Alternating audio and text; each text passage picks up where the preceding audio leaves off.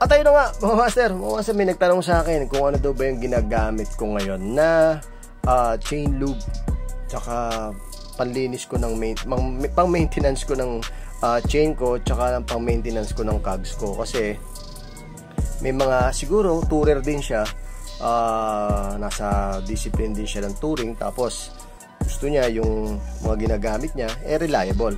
Ako ang ginagamit ko, mga master, talaga kapag ngayon, ang kailangan ko kasi all weather. Tapos nagtry ako ng mga ilang all weather na oil, chain lube. Yung iba okay naman, kaya lang iba yung pakiramdam ko kapag ang ginagamit ko yung chain lube ng Gear Protect. Ito yun, mga master. Ito. Kasi itong Gear Protect na to, all weather to. Ito yung ginagamit ko kapag nagtuturo ko ngayon, para hindi nagugulpi yung aking chain, para hindi mo narinig yung okay. Tapos pagka uwi ko, ito naman yung ginagamit ko, itong foaming degreaser.